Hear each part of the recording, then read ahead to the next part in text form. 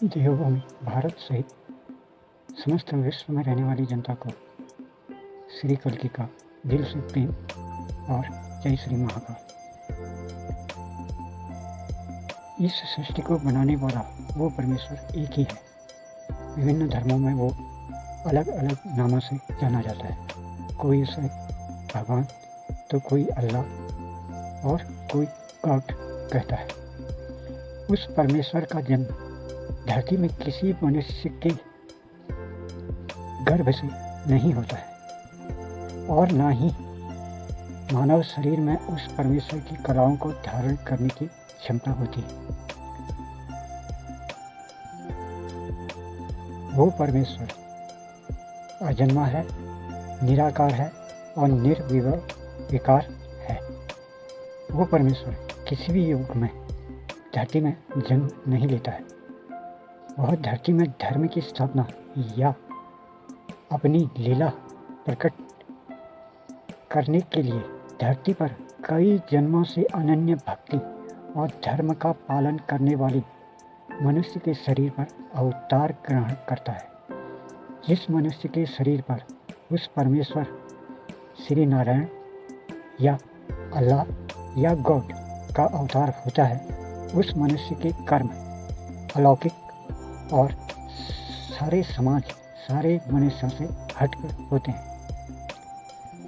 जैसा कि एक कल्प में 14 मनमंत्र होते हैं और एक मनमंत्र में 71 महायुग होते हैं और हर महायुग के 4 युग होते हैं: सतयुग, त्रेता युग, द्वापर युग और कलयुग।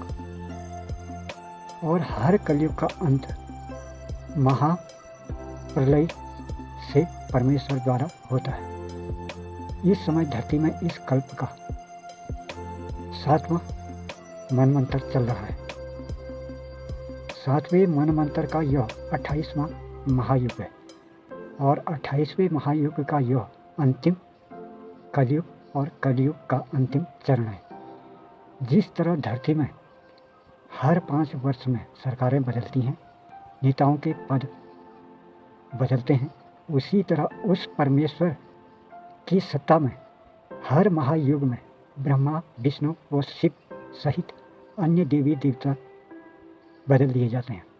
यानी हर महायुग में ब्रह्मा, विष्णु, महेश व इंद्र इत्यादि देवता बदल जाते हैं। हर महायुग के इन पदों पर बैठने वाली दिव्य आत्माओं का चयन मर्त्युलोक धरती से ही होता है। इसी कारण धरती में धर्मपथ बनाया गया है, जिसमें मानव एक जन्म से अगर चलना शुरू करता है, धर्म का पालन और धर्म के लिए कष्ट उठाना शुरू करता है, तो वो हर जन्म में उस धर्म पथ पर चलता ही रहता है और कई जन्मों के चक्र के बाद उस मानव का चयन परमेश्वर अगले महायुग में ईश्वरीय पदों के लिए करते हैं। इसलिए मानव जीवन में कितना भी कष्ट हो, कितना भी दुख क्यों ना आए, धर्म मार्ग को कभी नहीं छोड़ना चाहिए, क्योंकि इसी धर्म मार्ग में एक महायुग में कई जन्म लेकर धर्म मार्ग में चलता रहना और फिर अगले महायुग में इन ईश्वरीय पदों को वो मानव प्राप्त करता है, जो उसे देवता बना देते हैं। और उस महायुग में उसके कार्यकाल के समाप्त होने पर वह मोक्ष को प्राप्त हो श्री नारायण के धाम को प्राप्त कर लेता है, फिर जन्म और मरण के चक्र से छूट जाता है। इस 7वें मनमंत्र के 28वें युग में भी कई ऐसे ही दिव्य आत्माओं पर उस परमेश्वर का अंश अवतार हुआ है जिनकी संख्या 33 करोड़ से ज़्यादा है।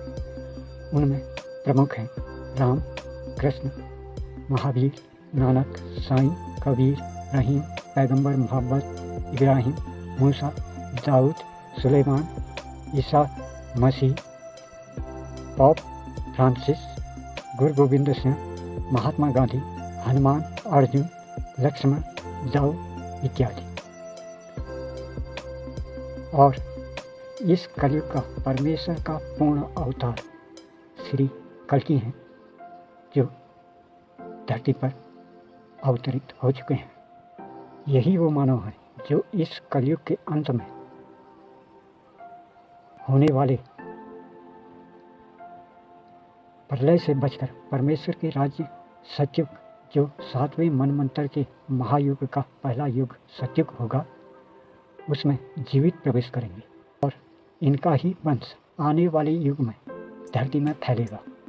और यही पवित्र आत्माएं इस युग में ब्रह्मा, विष्णु, महेश व अन्य देवी देवता बनाए जाएंगे।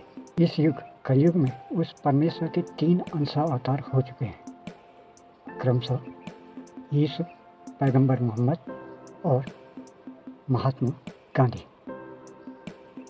और चौथे व 5वां पूर्ण अवतार में ही कल्कि और महाकाल अपने अपने कर्म को अंजाम देने में लगे हैं। हर मनुष्य का विनाश महाकाल के पद पर बैठे आत्मा का त्रिनेत्र खुलने पर ही होता है। और इस प्रलय के बाद बीते युग के सारे दैविक, धार्मिक व वैज्ञानिक देवता, अवतार, धर्म या आविष्कार का कोई इतिहास धरती पर नहीं रहता है। यानी परमेश्वर इन सब को मिटा देता है। इसी कारण वर्तमान महायुग में मानव के पास पूर्व के महायुगों का कोई भी इतिहास मौजूद नहीं है। यही उस अविनाशी, निराकार, अजन्मे परमेश्वर श्री नारायण, अल्लाह या फिर गॉड की सत्ता या शक्ति है। अतः धर्म मार्ग पर चलें। आने वाले युगों में परमेश्वर की इस सत्ता में अच्छे कर्म कर अपना नामांकन दर्ज करवाएं और अपना नामांकन दर्ज करवाकर ईश्वरीय पदों को प्राप्त कर मोक्ष पाएं और परमेश्वर की लोक को प्राप्त करें और जन्म मरण के चक्र से मुक्त हो जाएं। आशा है आप हमें इस धर्म कर्म में आर्थिक सहयोग के लिए इस चैनल को सब्सक्राइब करेंगे। धन्यवाद। जय भारत, जय विश्व, हरिओम तत्सत।